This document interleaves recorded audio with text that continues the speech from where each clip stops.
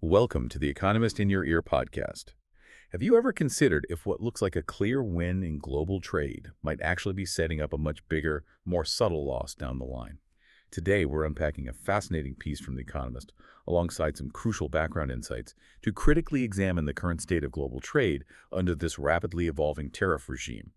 We're going beyond the initial headlines to truly explore whether America is winning on trade or if there are significant, perhaps hidden long-term costs that aren't immediately apparent. So let's start by laying out this new reality. The Economist article frames what they call a new global trading order as almost an imperial preference system.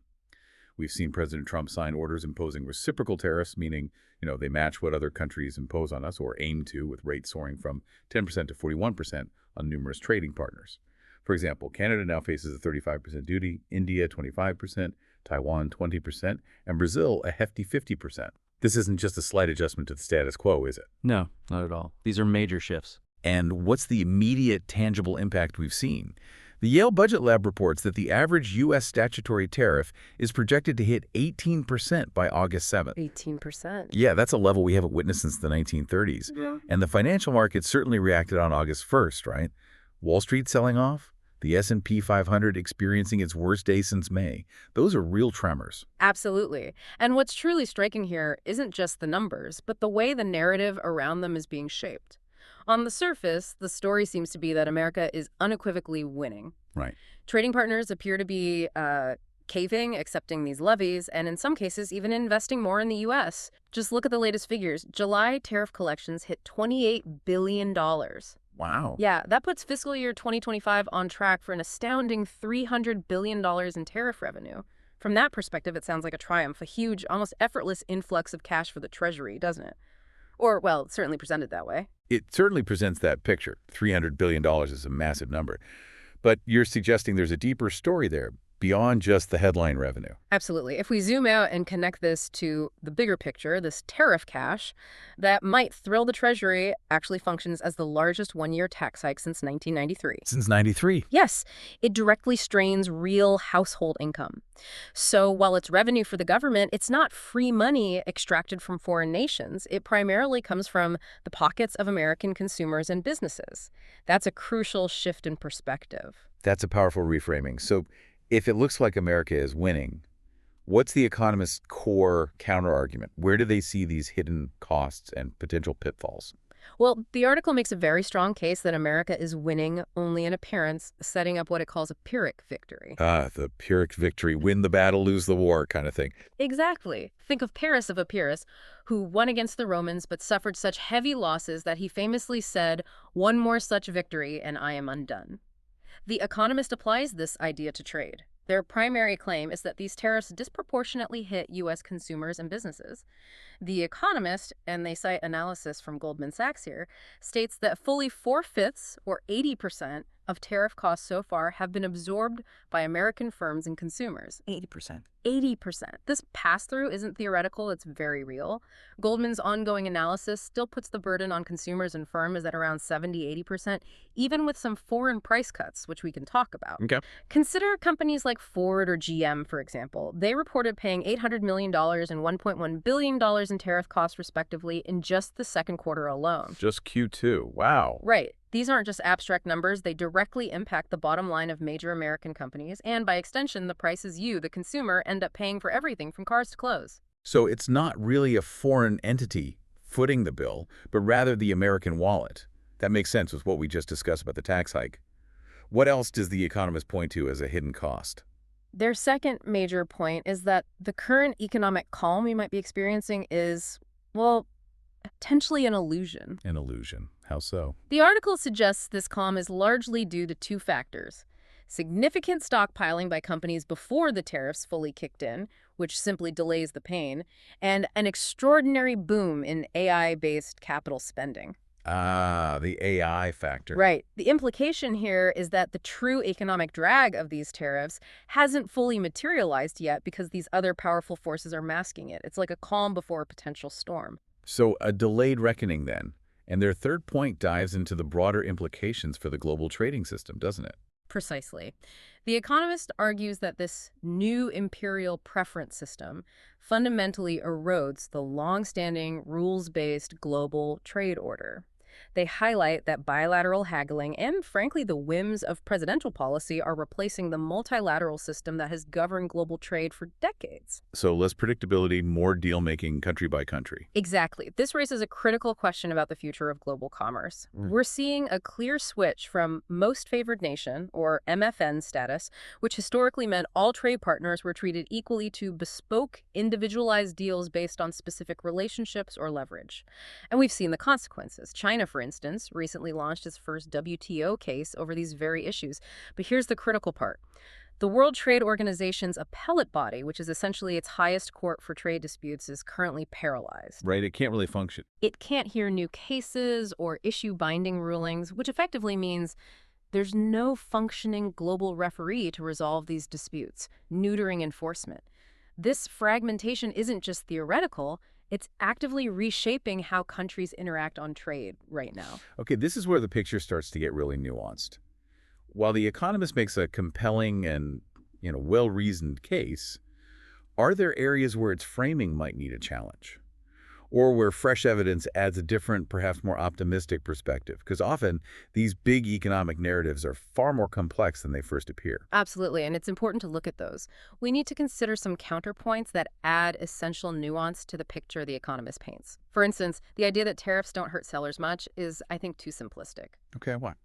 Well, while The Economist suggests the burden falls largely on the U.S., we're seeing Asian exporters already cutting prices by 8–12% to try and retain market share. They're feeling the pinch. So they are absorbing some cost. Yes. And moreover, currencies like Korea's won and Japan's yen have significantly slid, which cushions the blow for their exporters, making their goods cheaper in dollar terms. So foreign producers are sharing the pain, perhaps more than that initial 80% pass-through figure suggested. It's a dynamic system, and the pain is definitely felt on both sides. That's a vital distinction. It's not a static situation where only one side pays.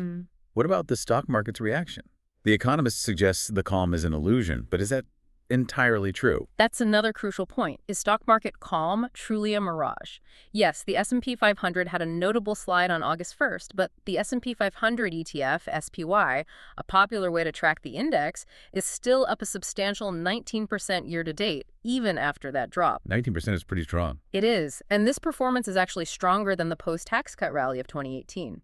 This suggests that investors might still be betting on corporate adaptability and resilience rather than anticipating an imminent recession caused just by tariffs. They seem to believe companies will find ways to navigate this new landscape. Interesting. And the AI boom, which The Economist suggests is just masking the tariff drag, is there potentially more to that connection?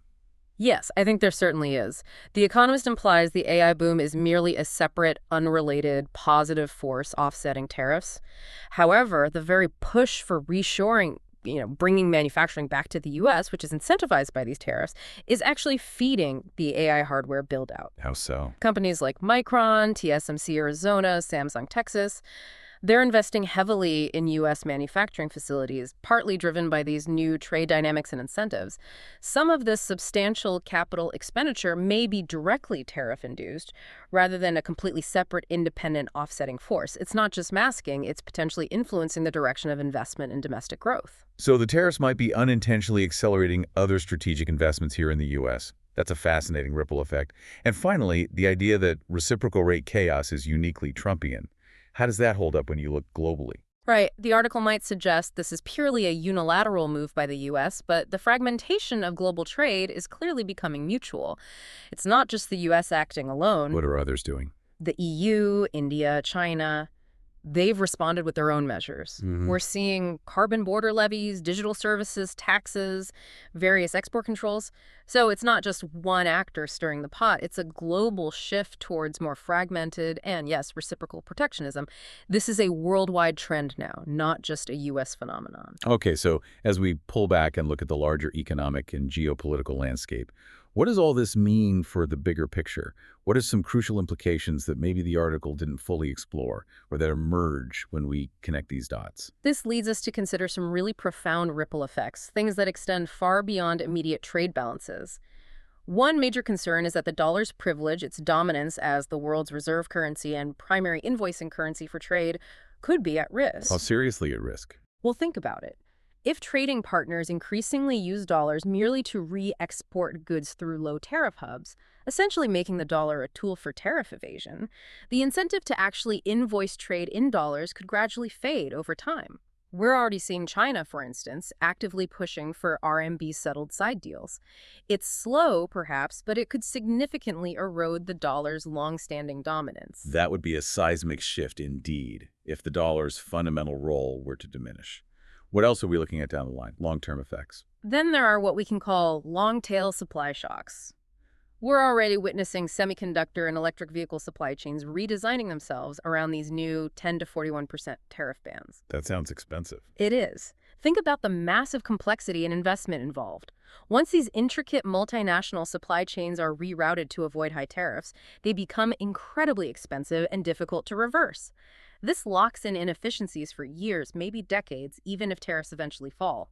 This isn't a temporary inconvenience. It's a fundamental, costly restructuring that will have lasting effects. That feels like a slow-motion car crash of inefficiency that's hard to pull back from once it starts. And what about the domestic fiscal side of this, that $300 billion figure? Exactly.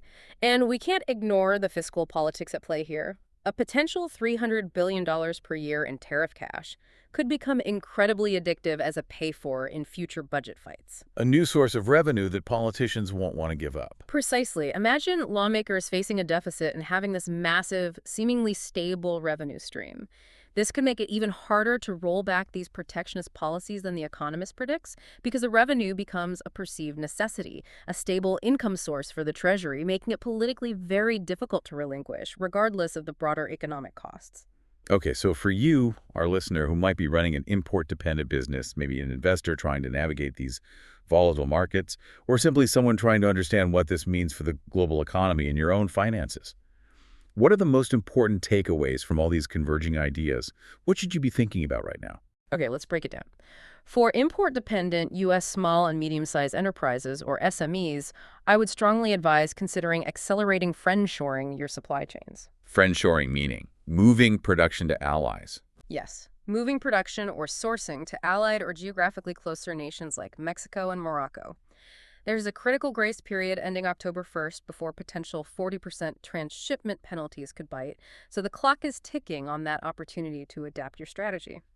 Don't wait. For foreign governments, pooling litigation could be incredibly effective. A plurilateral WTO case that's a case brought by multiple countries together alongside perhaps currency realignment measures would significantly raise the cost of the U.S. go-it-alone tactics. It puts more pressure on the system to find multilateral solutions. For investors, it's absolutely crucial to stress test your portfolios, especially consumer goods and auto names. Ask yourself, how will these companies fare in an 18% average tariff world? Because this isn't just a possibility, it's quickly becoming the reality. Pay very close attention to Q3 earnings reports for signs of pass-through limits, how much cost they can pass on, and how companies are adapting their strategies. And finally, for U.S. policymakers, the real challenge is to pair these tariffs with robust domestic supply-side reforms. Like what? Think about measures like port automation to speed things up, or Jones Act waivers to reduce domestic shipping costs. These types of reforms could help blunt the domestic inflation that the tariffs inevitably create. Otherwise, the politics of protection could very easily boomerang by 2026 as consumers feel a significant pinch and political pressure mounts. Oh, what a complex and multi-layered picture. It's clear that while the new tariff regime is extracting concessions and, yes, bringing in significant cash in the short term, that doesn't automatically translate to America winning in the long run. It truly is a much more nuanced equation with some serious trade-offs hidden beneath the surface. Indeed. Once supply chains, pricing power dynamics, and global norms begin to mutate under these pressures, they tend to ossify, to harden. These changes become ingrained and incredibly difficult to reverse, even if the tariffs were to disappear tomorrow. The U.S. may gain short-run revenue, but it risks a long-run loss of competitiveness, a potential erosion of dollar dominance, and a diminishment of its authority in setting global trade rules. So ultimately, the real contest isn't just today's customs haul, is it? It's whether tomorrow's high-tech and green-tech ecosystems choose to live inside or decisively outside the new tariff wall being built. What stands out to you from this discussion as you consider the future landscape?